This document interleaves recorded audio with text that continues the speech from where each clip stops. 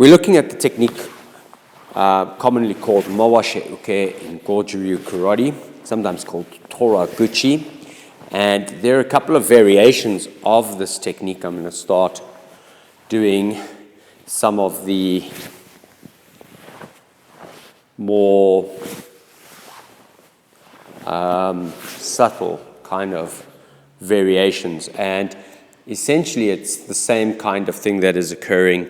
You're protecting anywhere from the groin up to face or eye level, and then dealing with palm strike. So the other place that we find a very, very serious analysis of Mawashi Uke is in the kata tensho. So if you know tensho and you know how to do Mawashi Uke and you're doing a little bit of bunkai for Mawashi Uke, you also, if you're breaking the bunkai down into segments, you're also starting to do some of the bunkai for the kata tensho at the same time. And so to start off with, I'm going to get our Keanu Reeves, man who talks through subtitles person, also known as Brian, come in, Shimas, and we're just basically going to be up, taking a stance and a guard, and we're going to go to the Kakie idea to start off with. So we're working from Kakie, and what we're going to do is, as Brian pushes, he's now going to punch with that hand, and as he punches, I'm going to deflect, change, and then we're going to carry on going to Kakie. So as the one side pushes down and holds, they are going to punch. You're going to redirect, touch, and press. So it's a different way of changing hands. All right, but it's this sensitivity based on this. He presses, he attacks, redirect, and off we go. So one side would do this a couple of times, and there we go, punch, Brian. 1, 2, and 3. Now, I'm going to tweak it, so we're going to add in part of the technique as we go. So Brian presses and holds. 1, 2, 3, 4. And so we've got the first part, and then straight after that, we come back to Kakie, and we're working in Kakie again. All right? So Brian is going to press, hold, punch. I let go, I deflect. I go underneath, trap, strike, and we come back. That is our one idea. The next idea is we have to get Brian to hit us in the stomach, and the best thing for him to do is to lift that hand up and to press up to try and raise my hand up. Now he's able to hit the body, okay? So keep contact. So he's able to hit the body. Now that's where this hand is going to come through, and we're going to scoop and strike, and then we come back. So he's going to raise the hand up, punch. This hand's going to scoop, come in, try trap it between the shoulder and the hand, and strike, and then we go back. So this is like kind of really, for some people might be a little bit more advanced. South Africa, we sometimes say higher grade. It's got to do with our educational system. So Brian presses and lifts. 1, 2, 3. And we change, and off we go. All right, thanks, Brian. Hey, so we've now done a little bit of Kakie, and with Kakie, you could do over and over and over and over. And what's important is that there is this constant resistance that can be built over time in between partners. Some partners may be a little bit weaker, shoulders aren't as strong. It's going to help them to develop conditioning, but more importantly, over time, they can gradually increase the weight and the pressure and the resistance and the compliance, etc. And it then lends itself to a natural development. The next thing is we would come back, maybe we're doing it in the idea of free format, maybe class, maybe sensei's teaching and students are replicating. So I'm going to take this hand out the way, and I'm going to go 1, 2, 3. So often I will do one hand, 2, 3. So from here, 1, 2, 3. Come back, up, 1, 2, 3. If I'm changing hands, I'm up, drop this hand, 1, bring it across and underneath, 2, 3. Now, the moment I have 2 hands up and I want to do this, the idea is that I'm going to go 1, 2, 3. Now, this hand can immediately come into the phrase. So, maybe I'm covering blocks like this, maybe precedes what I've just done, and then start adding the 2 together. So I get 1, 2, 3, change feet. 1, 2, 3, change feet. Always returning the hand to some kind of high guard, not a classical chamber. So I'm up, change feet, the 1, 2, 3, and when I now move, I'm going to try and incorporate. So as I move, the hand that's in front is going to become the hand at the back. So that's the deflecting hand. 2, 3.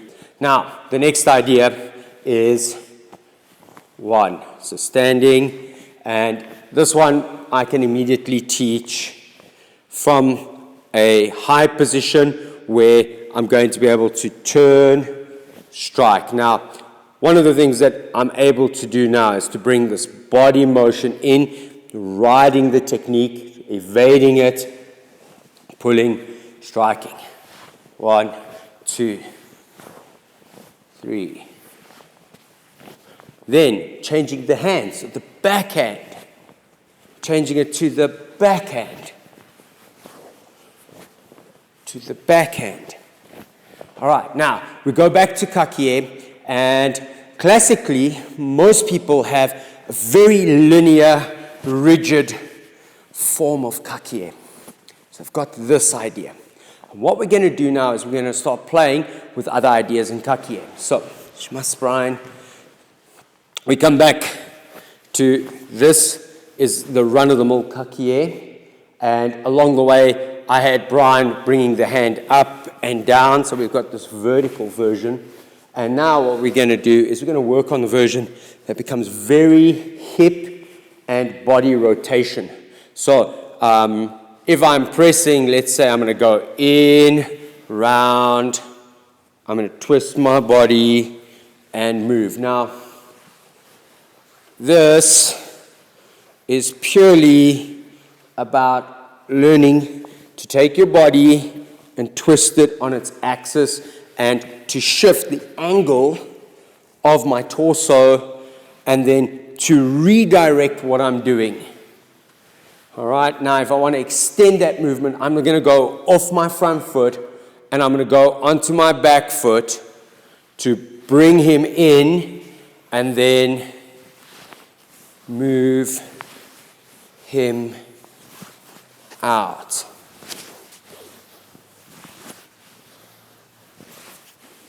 All right, now we can also go the other way around. So this is an exercise in human movement. This is not an exercise in martial capability at this point. It's just developing an understanding of your body. It's important for us to develop that absorptive flexibility where I might pull the technique this way and have my hip here to precede what might come afterwards for whatever reason. And that's important. Thanks, Brian. A lot of the time, if you are just rigid and you just have forward and backward motion or left, right motion, you wonder why when you're dealing with somebody that they become a little bit more efficient than you, and it seems like they're governing that one space, but repositioning themselves continuously on an arc around you. And this is essentially where the concepts of Taisabaki, body evasion, are very important. And Taisabaki is often taught as footwork, movement of the feet to reposition. But Taisabaki also includes evasion through positioning the body and shifting the body weight onto the back leg, onto the front leg, and bringing it together. I like to think of our blocks as being towards the end.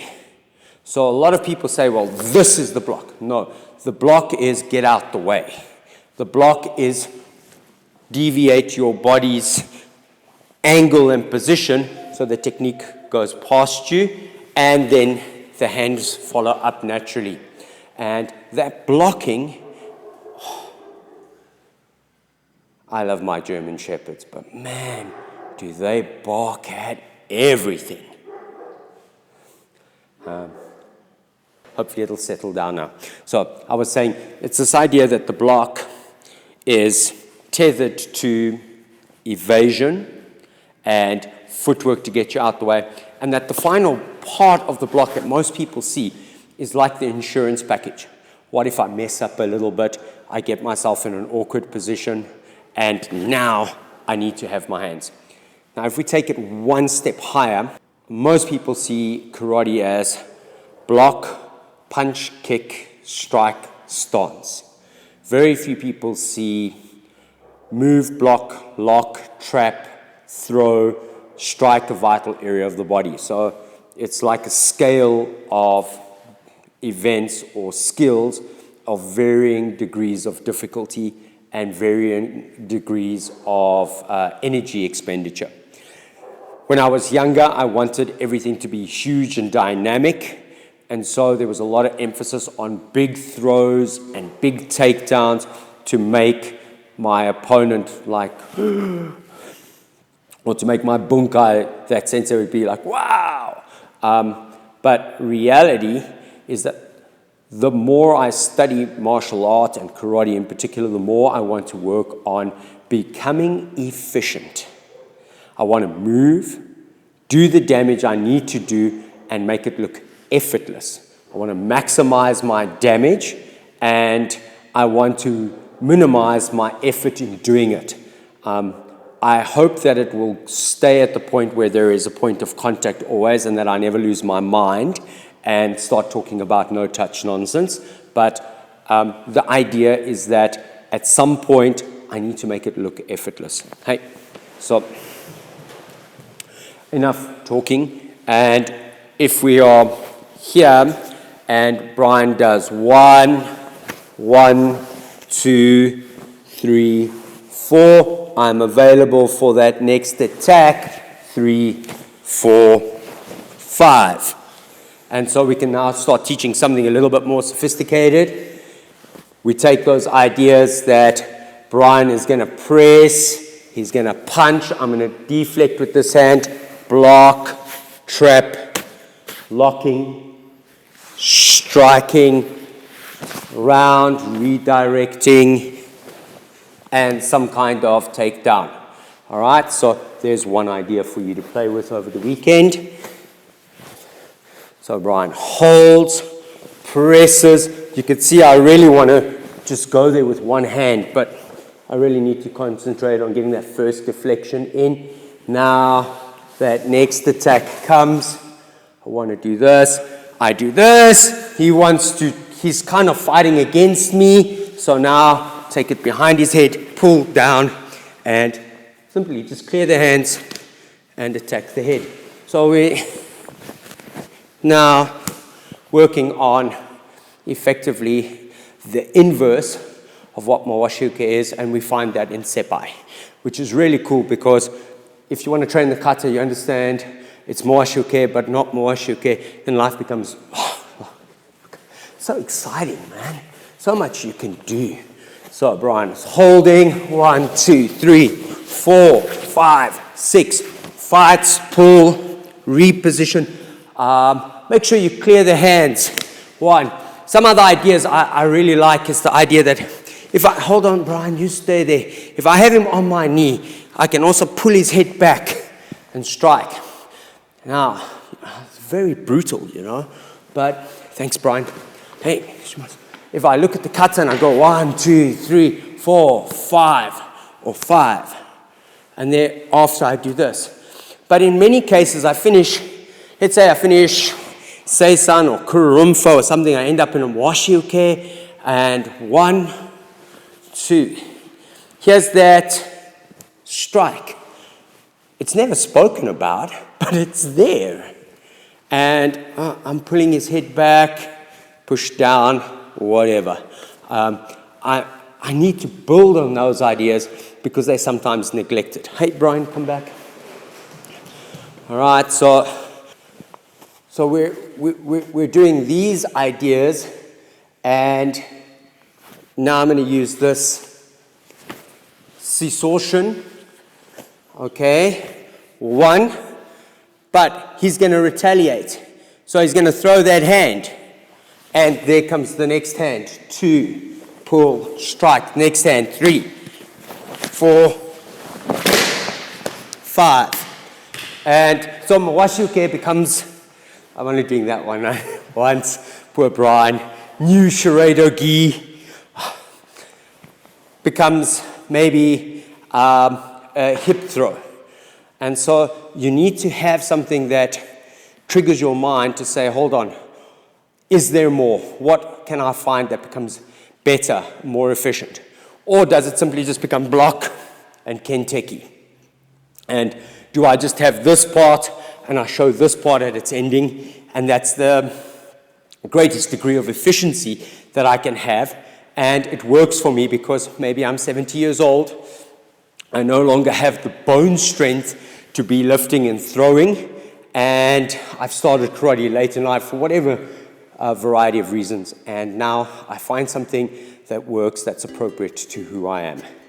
I hope you've enjoyed our short snippet, Mawashi Uke, some ideas from this week in the dojo, and yeah, keep on training. Thank you very much. Don't forget to like, subscribe, leave a comment. I know it's a very basic video, pitched anywhere between white belt and maybe blue belt, but I'm sure there's something valuable for people who are a little bit higher belts as well. Hey, arigatou gozaimasu. Brian, come quickly, let's take a bow. Arigatou gozaimasu. Thank you, sayonara.